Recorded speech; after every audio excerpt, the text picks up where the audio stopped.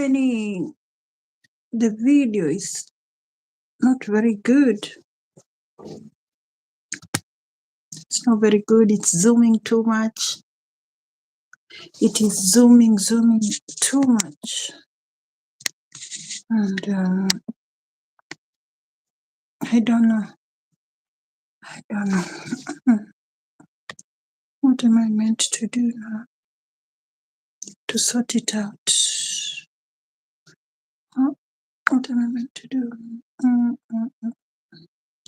Hide live camera. Okay.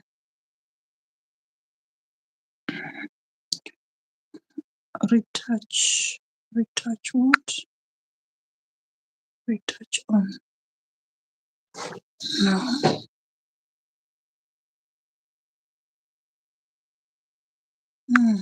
What else? Hide live. No, we don't want to hide the live. Let's see. Screen. This screen. Green screen is what brought all these problems, you know? Yeah. This green screen is what brought all green screen. Is what brought all the problem before. But how can we solve this issue now? How are we going to solve it? Let's keep trying. Audio, camera, no cameras.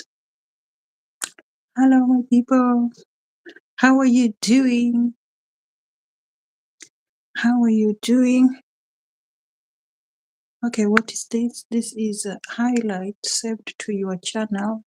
Again, at least 1 minute video is needed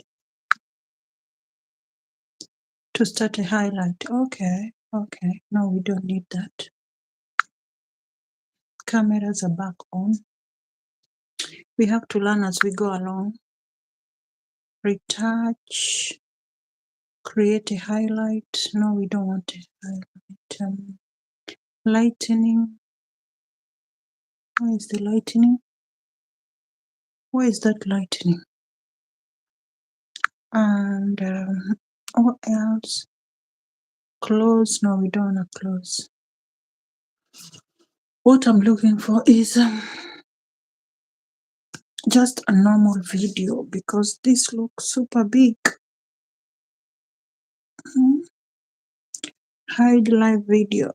Mute. Flip. We don't want to hide. We don't want to flip. We don't want to read.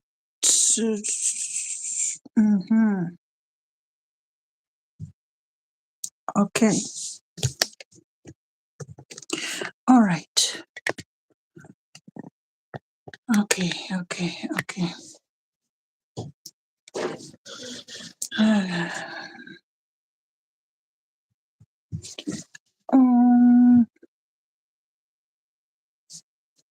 How are you, everyone? I hope you're doing good. I hope you're doing great. I am okay. And I want to say thank you. Thank you very much. Oh my God, the camera is, I don't know what happened with the camera, guys. You will forgive me because it just, the zoom is too much. And I have no idea how to set it. Anyway, I want to say thank you. Thank you very much for the 960 subscribers. That means a lot. And you are actually motivating me to keep on doing live every now and then. You are giving me the strength. Thank you so much for the support. I really appreciate your subscription. Every time if I see a new subscriber, I just put a smile on my face and it's giving me strength. Thank you so much. I appreciate. I don't take it for granted. And what was I going to say again? Yeah. I'm trying to do live Every day. It is not easy coming on the screen and doing something which is productive or positive or encouraging or just having ideas in your brain which is going to benefit somebody. It's not the easiest thing to do, but I am trying all the time. If I come on the screen, mostly I have no clue what I'm going to do, but I love being on the screen. That was my dream since I was young. When I watch television and I see presenters, I see people acting, I see people singing, even sports, I admire. And I've tried to do those stuff when I was young. I tried to do sports. I was in choir. I did traditional dance. I did, what else did I do? I did athletes and sports like basketball, netball, and what else have I done? Yeah, like business, small business. Now, most of those things I've done, some people do them in a global way, in a bigger way, and they appear on the screens, like journalism. Some people do it, you find this child in the school who reads very fluently and they end up become journalists, and you see a child who is very cheeky in the class and they become comedian. Or you see somebody who loves sports, football, and they become footballers. At the end of the day, when they are successful, you will see them on the screen, either in big media or small. Or now it's even better because people are using YouTube. Now you have access on your fingertip. If you are lucky to have a phone, you can just do your own creativity on your phone. You don't have to go and start like pleading with people who have big screens. Yes, it reaches a time you will go to those big screen in order for you to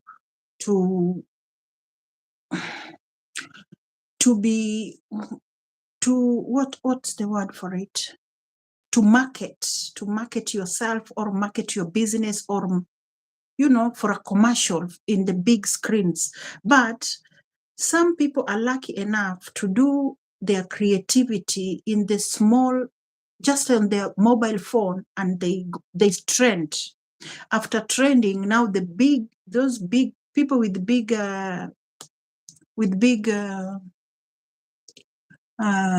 what is it called? People with big website or television owners or broadcast will start looking for you in order for you to go there so they can market you and they can market their business at the same time.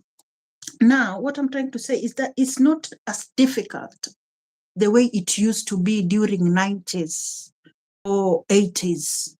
Since people started having this mobile phone, which is like a computer, now it's much easier for anybody to market themselves.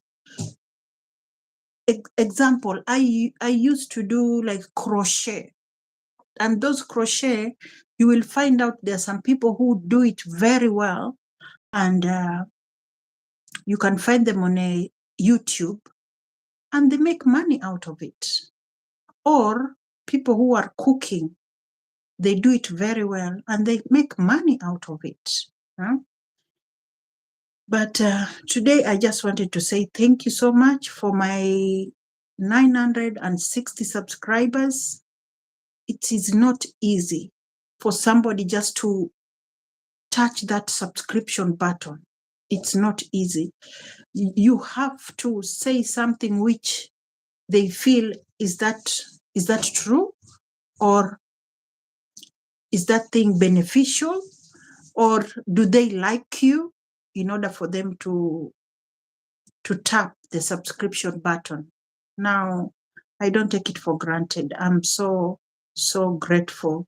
But I will try as much as I can to be consistent. You know, I will try to come out with the good ideas. It's not easy, especially when I'm in the house. It's not easy. It's good to be out and about for people to see different things, and for people to, to learn. Or you can be in the house if you have a nice topic. I'm still struggling to find my niche. That is the problem.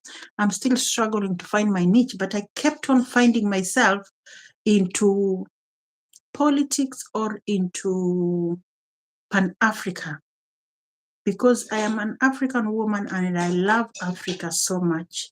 Now, sometimes things to do with Africa always touch me, I feel they're very, very sensitive to me, and I really enjoy talking about it, because that is me. I am talking about myself. Oh, my dear. I'm talking about myself. And sometimes it's good if you talk something which you have already experienced, something which you know about. And I know Africa, and that's what I always like to talk about. And yeah, some of the politics things, if you touch them, normally I get copyright, because they're very sensitive. People, they don't want you to, you might be saying the truth, but still you're not going to be qualified in your YouTube channel. I've received a number of copyrights. And I've deleted the videos, but still I kept on seeing what is it called? Yeah, there is a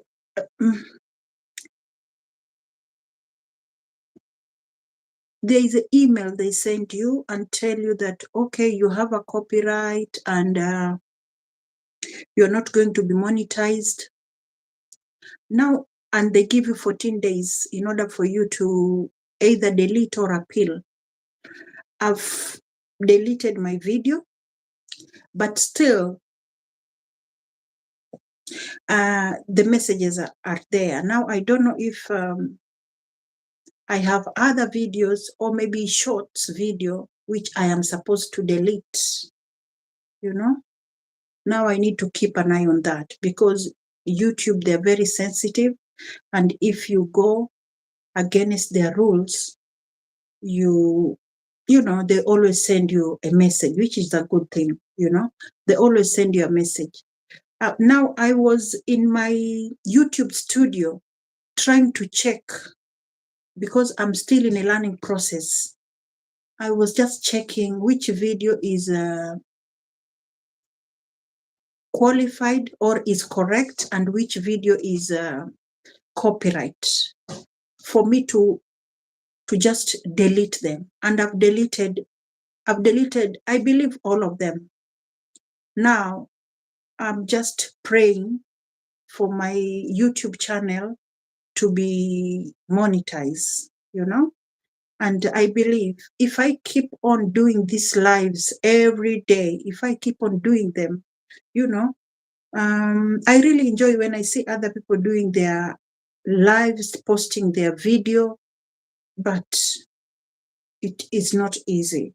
And sometimes I feel like I want to do the video now, but I have so many questions in my mind, because where I am right now, it is a very strict country, super strict. You might be doing something, believing that that thing you are doing is your niche, or you have a talent, but in other way, you are offending the government. Now that is the difficult thing with the country where I am. It is very sensitive country. Anything you do, you always have to watch your back. You may do something, and you believe it is a good thing, but you have offended, the protocol or the rules or the law, or somebody have been affected. And I think that's why there's no many YouTubers in this country. In Africa, I see there's YouTuber and they're free, they're moving around. As much as the data or the Wi-Fi is very expensive, it's very expensive to afford, but they are free. They can go in different places and shoot their video, talk to people. But where I am, if you have a camera and you're walking around, start talking to people, they'll look at you like, are you normal? Are you okay? Why are you even greeting me? Something like that. You cannot even talk to the neighbors. I have my neighbor who is, who is disabled. And one day, I saw there was a carer who went to visit my neighbor. And with my African instincts, I just said, why don't I go and have a look how my neighbor is coping, Okay. Go on. Let me go and have a look how my neighbor is coping. Okay, I went inside there and I spoke to the carer. I spoke to my neighbor, who is a lady. And I believe maybe the lady is on her 60s or maybe 70s. I don't know exactly. But after speaking to my neighbor, good thing, his son came. His son turned up. When his son turned up, I asked his son, is it okay? I can be coming and keeping an eye and, as a neighbor, just to check if mom is okay. Maybe I can bring you milk, something like that. Because I see you are going to work, you spend the whole day there and your mom is here, he's unwell, and there's carers coming in and out. But as a neighbor, is it okay? I can come and just keep an eye, just to check that mom is okay. The son told me, no. I was shocked. As an African person, I was shocked because where I come from, you can just knock. You can just knock to your neighbors and talk to them, eat together, sit down, and it's normal. You take your neighbor just like your sister or your brother or your relative. Unfortunately, no, the culture is different. Where I am, the culture is different. If you go there, they say you have invaded their privacy.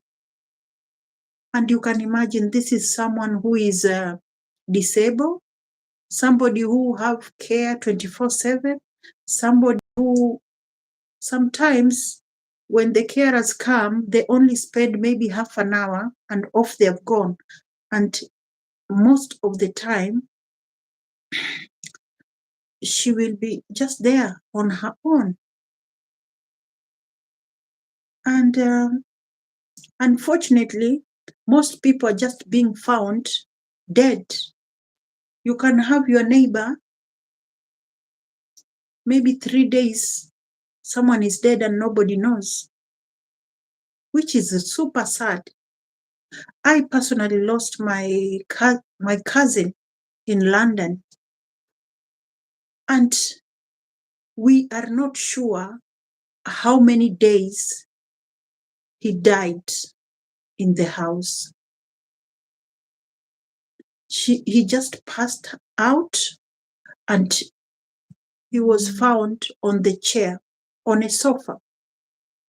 Now that is how sad this country is, because everybody is just private. Their life is private. You cannot go and spend time, or you cannot call them anyhowly, or you cannot do what? It's completely different, you know. Now most people are super lonely and scared even to talk to the neighbors, and yeah, the government have just, it's not the government, I just think that is the nature of the country. Even if you are in the bus, no talking. If you're in the train, no talking. If you are in the flight, people are quiet. And to my surprise, last time when I went to Africa, we were in the flight. And when the flight landed in Kenya, everybody started clapping. I was like, okay. Now you can clap when you're in Africa, in Kenya. But when I took a plane coming back to UK and the plane landed, nobody clapped their hands. No one. You're like, hey, what's the problem? And that is just a culture shock. You know, people will be laughing when you're in Africa. Everyone is laughing. Hello, where are you going? This, that. But the moment you land in the UK, no clapping, no talking, no, everybody becomes serious. All of a sudden, people become serious. Now,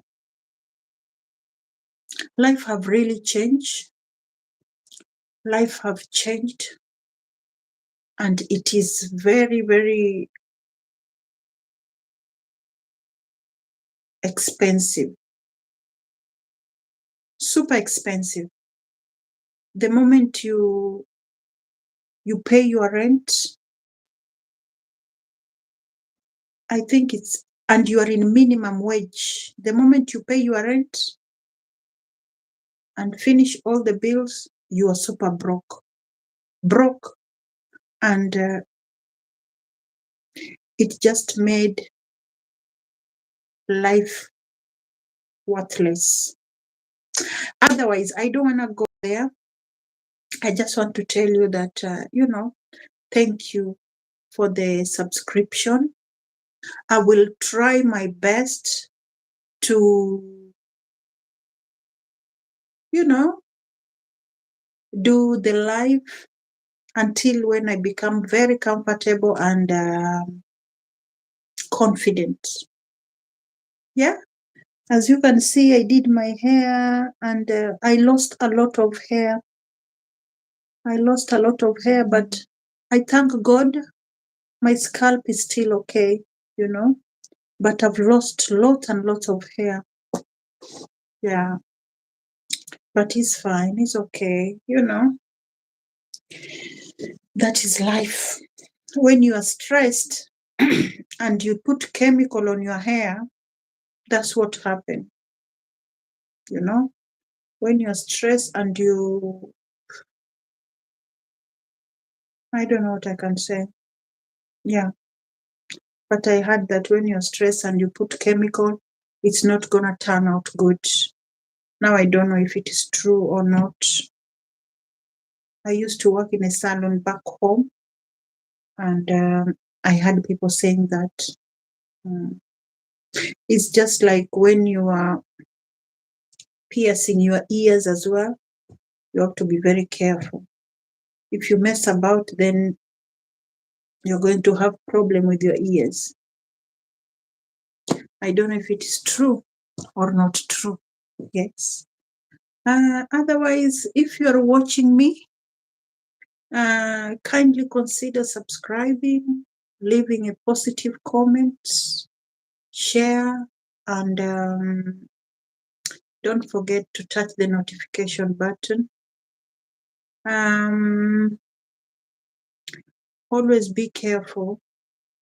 Be careful on the social media, you know, and I will try my best to do the live, you know. Thank you very much for watching me. My name is Judith Orero, and you are watching Nyopel's Globe. Thank you. Bye. Bye-bye. Bye. Oh, dear Lord, have mercy with me.